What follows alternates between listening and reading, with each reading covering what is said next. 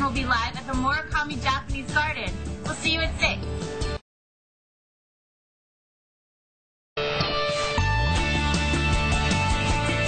Coming up on the morning show, what's going on, guys? I'm Kristen Anderson, live at the Morikami Museum this morning.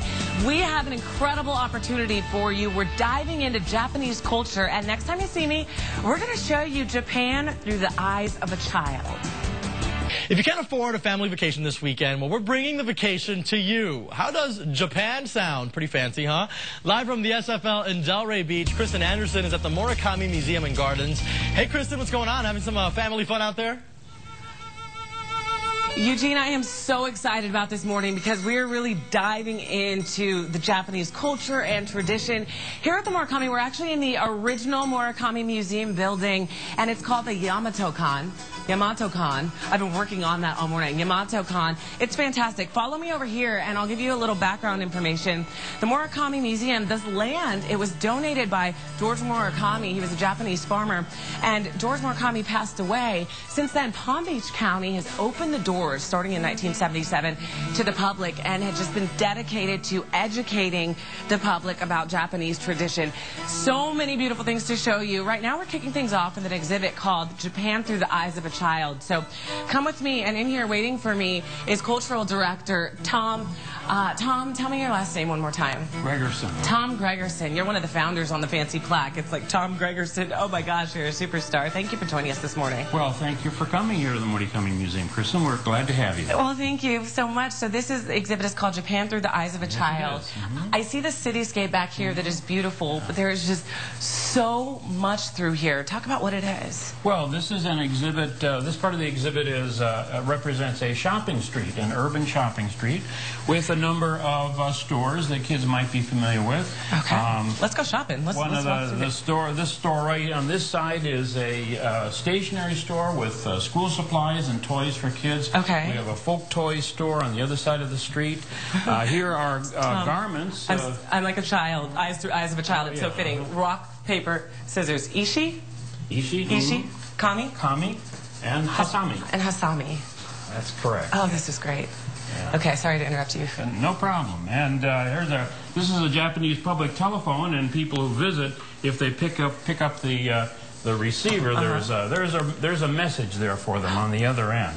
Ooh. Oh, and it's telling me how to answer the phone in Japan. Absolutely. Oh my gosh, maybe on the 3rd or 4th practice run, I'll I'll tell you how to answer the phone in Japanese. Yeah. Okay. Japanese kimono for children here in this kimono store, kimono shop. It's a very traditionally styled store, as we might expect for something like that. This is the entrance here. A curtain like this typically hangs in front of a store like this, perhaps. Okay. It's kind of to add just a certain amount of privacy. Oh, I like that. What is over here? I mean, at the end of the street is the facade of a house, and this is called a hilsoku. It's a block of wood that has the name of the people that live in this house. Can we go in the house really quick? Absolutely, sure. Inside the house. Oh gosh, is this is the genkan, where we're asked to remove our shoes before stepping on onto the tatami. And why are we asked to remove our shoes? Well, because the Japanese treat this floor covering, tatami, much as we treat our own furniture. They sit on that, they lie down on that when doing various kinds of daily activities in the home. Oh, and cool. As a result, they want to keep that space as clean as possible. Sure. Okay, well, there's so much to get to, Tom. I'm like, I want to see everything. Tom Gregerson, Cultural Director, thank you so much. And Tom's going to be with us throughout the morning. More information for you and what you can experience here, and from prices to times and location. Everything you need to know for the whole family is available at southflorida.com/things to do. There's a section for you called Discover the SFL. Back to you, Eugene. Oh my goodness, wait till you see the Kaiju monsters coming up next time. I can't wait, Kristen. Who knew Japan was so close to South Florida? Wow. Thank you so much, Kristen. We'll check in with you a little bit later on. All right, sounds like a good time. You know what? If you're planning this weekend, you might want to go to Whole Foods Market and take the kids there and learn a few things about the kitchen and what to cook and whatnot. But if you've never been to Japan, here's something else you can do. We're delivering the next best thing to actually going there. Live from the SFL in Delray Beach, Kristen Anderson is at the Morikami Museum and Gardens with a lot more and some great ideas for you and your family this weekend. Right, Kristen?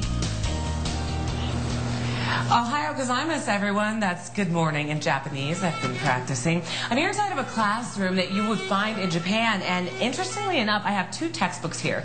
This one you read from right to left, and this one you read from left to right. So as opposed to in America, where we only read one way, Japanese students have to learn both ways. Okay, more education now. I want to bring in Tom Gregerson. He's a cultural director here at the Murakami. Tom, so happy to have you with us. I know you taught a subject in Japan. What'd you teach? What'd you teach? I taught English conversation, English as a second language. Okay, how appropriate, because I assume there's a lot of language going on. What are we looking at? Absolutely. Right here is a chart, a kanji chart. These are characters which Japanese children must learn in order to be literate in reading their own language. Kids in first grade will learn these, and then in second grade they know those, and they're supposed to learn these, and so on through elementary school. And you were telling me that in America, a typical American student is literate at the end of elementary school? Yeah, certainly by the end of elementary school, if he's been paying attention. Yeah. In Japan, it's different. Children are probably not literate until they reach high school age. Because there's so much Because more. there's so many of these to learn. Japanese children must learn almost 2,000 of these characters. Wow. And then the Japanese language, written language, is a very complex one. Yes. And then not only learn those characters that we just saw, but they learn these as well. These are two, well, we'll call them alphabets. They're syllabaries. And one is called hiragana and one is called katakana, and they match each other sound for sound or character for character. So it's like having two alphabets that give the same sound. The same sounds. Okay, exactly. in America we only, we have one sound and one letter for that sound. Okay, let's move to our little monster friends. Okay, an exhibit currently on display at the Morikami Museum involves our friends here. These are Kaiju, and the exhibit is called Kaiju, Monster Invasion. Kaiju are the monsters that appeared in Japanese television shows, Japanese science fiction television shows, science fiction movies like Godzilla, the godfather of all Kaiju. And they were popular in the 50s, the 60s, and the 70s. Okay. And we have vintage toys and contemporary toys that depict these monsters. Very cool. Oh my goodness, Tom Gregerson, cultural director at the Murakami. Tom, thank you very much. And friends. And friends. And I want to say thank you, which is arigato. Right? Okay, right? Well, no, thank you. Look, it says on this desk. Thank you. Arigato. Yeah, that's right, yeah. Okay, we'll hash this out. Back to you guys.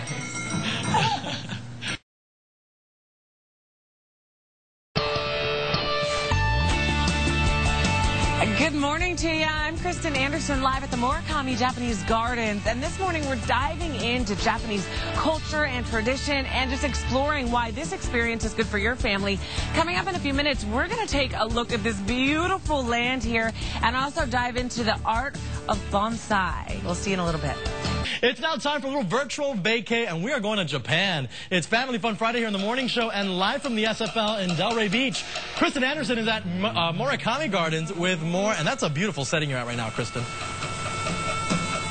Oh my goodness, right? Eugene, thank you. I can't wait to bring my family here. We've learned so much about the culture, tradition, and history of Japan, but maybe my favorite of all, just the sheer beauty of it all. I mean, just get in here. Take a look at these waterfalls. Just beautiful. And you always see these animals between butterflies or little lizards running around. Just amazing to be out here in the nature. And the nature of it all is what I'm saying here. I want to bring in Heather Grisbeck, garden supervisor. Heather, good morning. Good morning. I am so excited to be here. This is just scratching the surface of the gardens behind us. There's so much more to explore, you were telling me. Absolutely. Our path winds about 7/8 of a mile, and it goes through 6 historical periods in Japan, starting with the Shinden Islands working its way all the way through. We have 2 large rock gardens, one being the flat garden and one being the late rock garden. Right. Goes all the way up through our modern garden and then ends here at the Yamato Kan. Okay, and I know I got to ask about weddings. You guys know how I am. People can get married wherever they want, basically, on the grounds. Yeah, they can go through and pick different venues that have beautiful vistas and beautiful backdrops and settings for garden ceremonies. Gosh, it's gorgeous. Let's walk over here a little bit because I want to talk about the art of bonsai. Very good. Okay, wait. Okay, before we talk about the actual art, let's get the pronunciation down. Have I been saying it correctly? Is it bonsai? Very good. It is pronounced bonsai. It's not bonsai because that would be... Actually, bonsai, that people usually mistake for the art of bonsai, is something that is actually screamed by Japanese, people in military or in war, going, bonsai! Bonsai! Right, not exactly. Bonsai. That's something completely different. Okay, exactly. So what is the art of bonsai? The art of bonsai literally means a tree or a plant in a shallow planting or a tray. Okay, and you were telling me the Japanese adopted the art of bonsai from Chinese. Actually, yes, there's many things that the Japanese have adopted from China. However, they do put their own spin on it and use their own theories and ideas, which has been a tradition passed down for centuries and centuries. Some of our collections here, our species are well over 600 years old. That is incredible, and you were telling me the age, you can be 600 years old or 5 years old, correct. And the pruning is to make it look the same. There's different. This one is actually called a cascade, which you can see it kind of cascades very nicely. But they all have an apex or a top, just like this. And then all kind of follow this triangular pattern. That is just scratching the surface, okay, trust me. Okay, Heather, thank you so much for joining us this morning. Absolutely. Just beautiful. For more information, go to southflorida.com/things to do. There's a section called Discover the SFL.